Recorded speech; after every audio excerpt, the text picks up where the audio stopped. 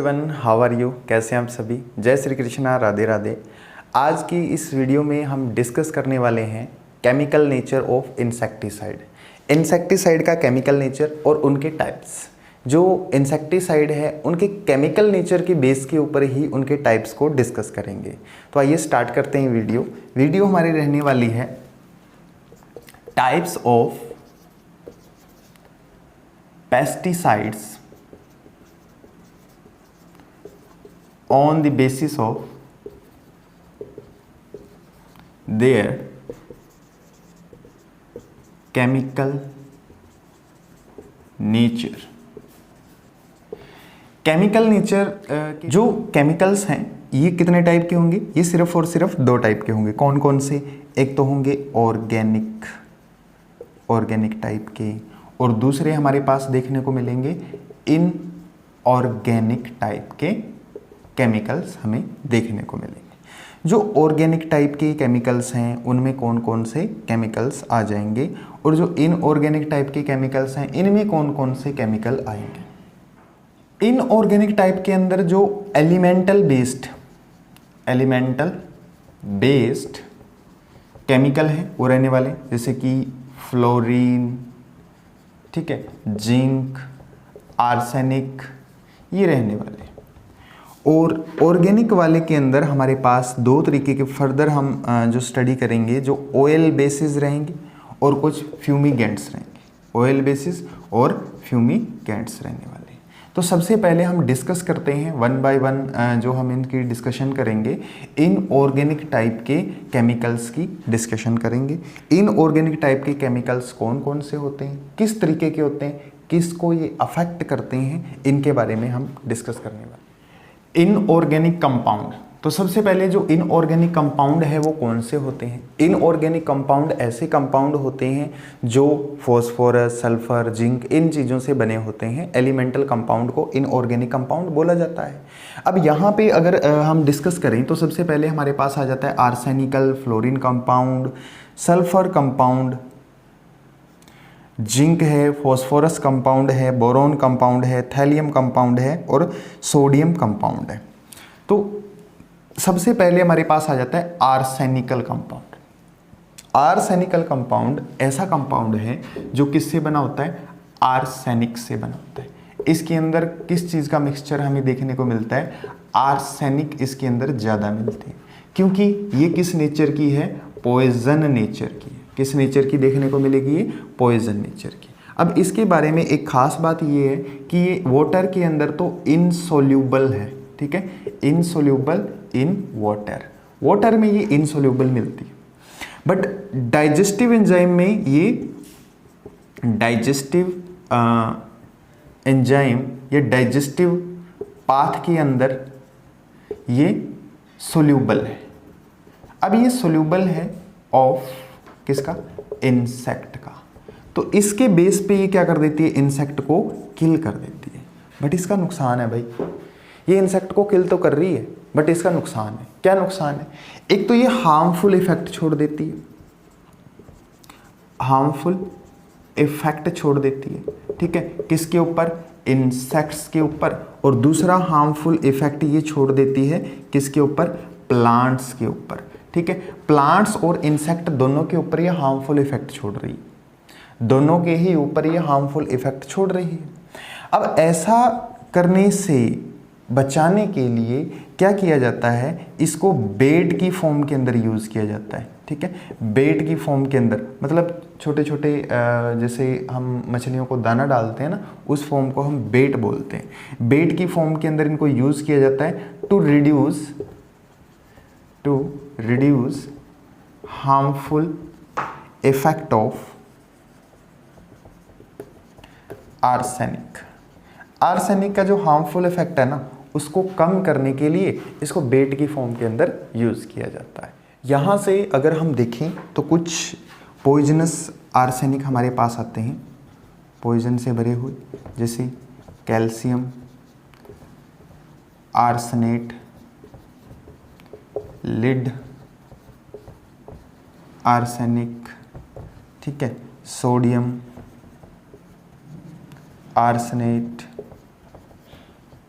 या फिर Paris green, ये सारे के सारे पॉइजनस हैं। पॉइजन है किसके लिए? डाइजेस्टिव एंजाइम्स के लिए, ठीक है। डाइजेस्टिव ट्रैक बोल दो, डाइजेस्टिव एंजाइम बोल दो, उन सब के लिए ये सारे के सारे क्या रहने वाले हैं? पॉइजनस रहने वाले हैं और इंसेक्ट को क्या कर देंगे? ये किल कर देंगे। इससे नेक्स्ट में हमारे पास आ जाता है फ्लोरीन कंपाउंड।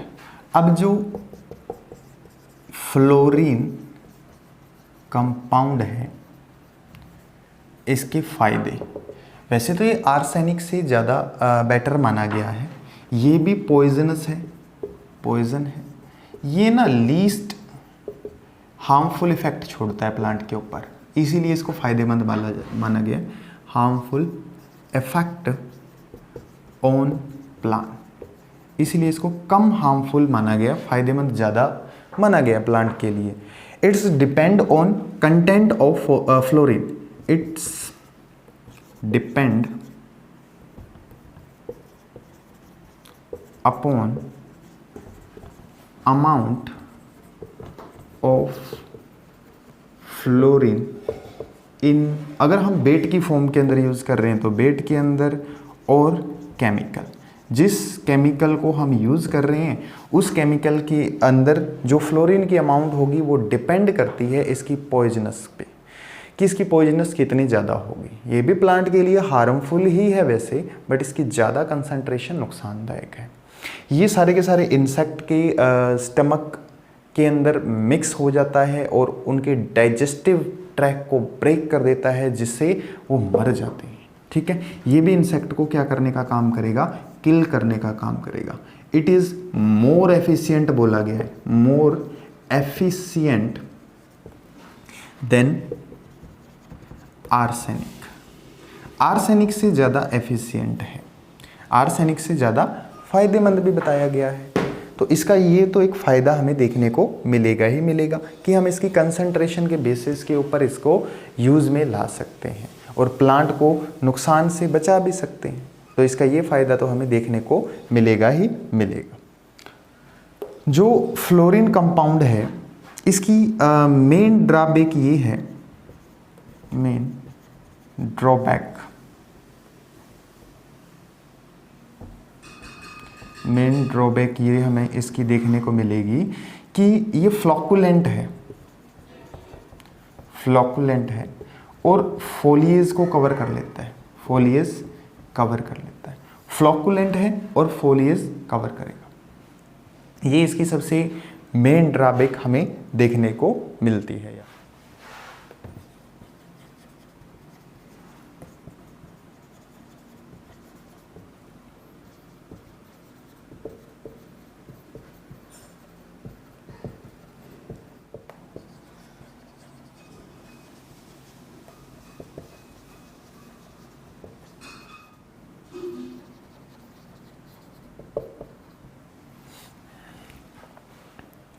तो इसके अलावा जो सोडियम के बेसिस के ऊपर फ्लोरीन के कुछ कंपाउंड है, जैसे सोडियम फ्लोराइड, सोडियम फ्लोसिकेट, ठीक है, बेरियम फ्लोराइड और क्रायोलाइट, सोडियम एल्यूमिनो फ्लोसिकेट जिसको बोला जाता है, क्रायोलाइट की फॉर्म के अंदर इसको यूज़ किया जाता है as in the form of bait, bait की फॉर्म के अंदर इसका यूज़ किया जाएगा टू किल इंसेक्ट, इंसेक्ट को किल करने के लिए। फ्लोरीन कंपाउंड के अंदर अगर मैं बात करूं, जैसे कि सोडियम फ्लोराइड आ जाता है हमारे पास। सोडियम फ्लोराइड कैसा है? पॉइजन है, पॉइजन, ठीक है, पॉइजनिंग फॉर्म के अंदर मिलता है। और किस फॉर्म के अंदर यूज़ किया जाता है? इसको बेट फॉर्म के अंदर यूज़ किया जाता है। किसको किल करने के लिए यूज़ किया जाता है? ये भी एक पॉइजन है, पॉइजन है तो ये किल करेगा, किल करेगा किसको? डाइजेस्टिव एंजाइम को ख़त्म कर देगा, डाइजेस्टिव ट्रैक को ख़त्म कर देगा, डाइजेस्टिव एंजाइम को ख़त्म करने का काम करेगा।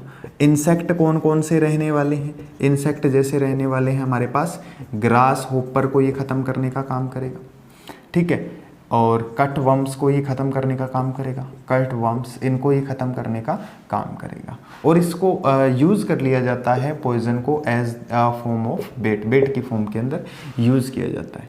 और इसके अलावा सोडियम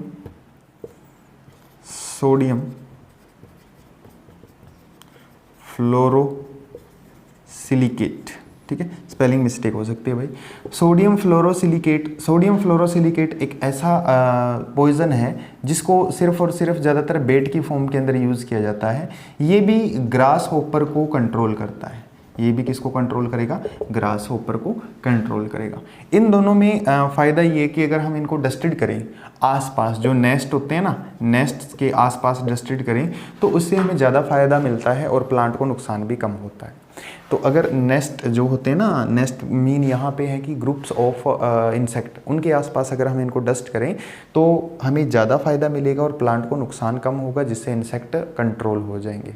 तो केमिकल नेचर जो पॉइजन को तो फैलाता ही फैलाता है, प्लांट के ऊपर अपना टॉक्सिक इफेक्ट भी छोड़ता है। इसके लिए बोला गया कि हम नेस्ट के आसपास इनको अगर स्प्रे करें तो फ़ायदा ज़्यादा मिले।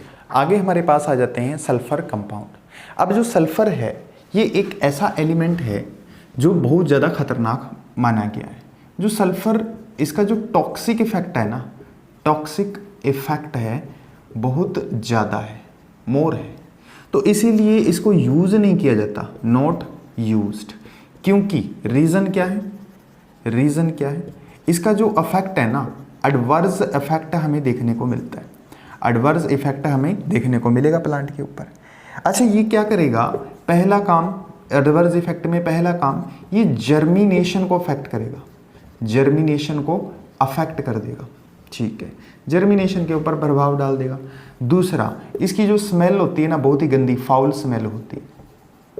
अगर कोई स्प्रे कर रहा है, इसको डाल रहा है, तो जो ये क्लॉथ का कलर है ना, क्लॉथ्स कलर, उसको भी इफेक्ट कर देगा। तो इसके 3 रीज़न के कारण इसको सिर्फ और सिर्फ इसको वेटेबल पाउडर्ड फॉर्म के अंदर यूज़ किया जाता है।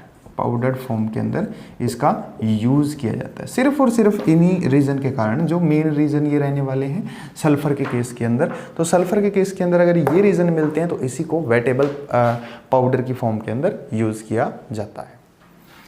फिर हमारे पास आते हैं फॉस्फोरस कंपाउंड्स।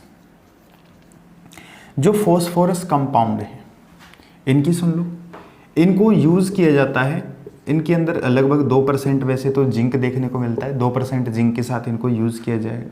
ठीक है, ये भी हार्मफुल इफेक्ट को छोड़ते हैं, बट ठीक है, हार्मफुल इफेक्ट के साथ साथ ये कंट्रोल करते हैं। कौन कौन से इंसेक्ट को कंट्रोल करते हैं? जैसे लोकस्ट है, क्रिकेट है, ठीक है, लोकस्ट है, क्रिकेट है और माइट्स है, इनको ये कंट्रोल करते हैं। इनको अगर ये इंसेक्ट खा जाते हैं तो इनकी डेथ हो जाती है, सीधा हमें ये देखने को मिलता है। उसके बाद हमारे पास आते हैं सोडियम कंपाउंड। जो सोडियम कंपाउंड्स हैं, इनकी खास बात क्या है? जो सोडियम कंपाउंड है ना, ये भी इंसेक्ट के जो डाइजेस्टिव ट्रैक है उसके ऊपर इफेक्ट डालते हैं। डाइजेस्टिव ट्रैक के ऊपर इफेक्ट डालेंगे, इंसेक्ट का जो डाइजेस्टिव ट्रैक होगा उसके ऊपर इफेक्ट डालने का काम करेंगे। इनको जो आर्सेनिसाइड इस फॉर्म के अंदर यूज किया जाता है, क्योंकि इनका पॉइजन इफेक्ट हमें देखने को मिलता है। पॉइजन इफेक्ट हमें देखने को मिलेगा कहाँ पे? जो ग्रीन हाउस, इसके अंदर ज़्यादा यूज़ किया जाता है। किसको कंट्रोल करने के लिए? एफिड्स को कंट्रोल करने के लिए। एफिड्स को कंट्रोल करने के लिए इनका ज़्यादातर यूज़ किया जाएगा। एफिड्स हैं, एफिड्स के अलावा क्या हो सकता है? माइट्स हो सकती हैं, माइट्स के अलावा क्या हो सकती हैं? ये स्पाइडर हो सकती हैं। इन सब को कंट्रोल करने के लिए हम सोडियम कंपाउंड का यूज़ करते हैं। और सोडियम कंपाउंड क्या होते हैं? जब एक बार डाल दिए जाते हैं ना, तो ये एब्जॉर्ब कर लिए जाते हैं, एब्जॉर्ब कर लिए जाएंगे और ये किल कर देंगे इंसेक्ट को, इंसेक्ट को किल कर देंगे। जब इंसेक्ट खाएंगे प्लांट्स को तो वो अपने आप मर जाएंगे, उनकी डेथ हो जाएगी। सोडियम कंपाउंड के केस में ऐसा हमें देखने को। इसके अलावा अगर मैं बात करूं तो यहाँ पे देखो, बोरोन जो कंपाउंड है उसका यूज़ किया जाता है मॉस्किटो और मैगोट्स को कंट्रोल करने के लिए। मॉस्किटो एंड मैगोट्स को कंट्रोल करता है। थैलियम कंपाउंड का खास यूज़ किया जाता है आंट्स को कंट्रोल करने के लिए। आंट्स को कंट्रोल करेगा thallium compounds. Antimony compound, antimony compound का खासकर यूज़ किया जाता है जो हाउस फ्लाई होती है उसको कंट्रोल करने के लिए, या फिर जो फ्रूट फ्लाई है उसको कंट्रोल करने के लिए। इन सब को कंट्रोल करने के लिए इन केमिकल्स का यूज़ किया जाता है। जो आज के केमिकल हमने पढ़े ये सारे के सारे इनऑर्गेनिक केमिकल रहेंगे। हमारी जो नेक्स्ट रहेगा इस वीडियो का, उसके अंदर हम डिस्कस करेंगे ऑर्गेनिक कंपाउंड को।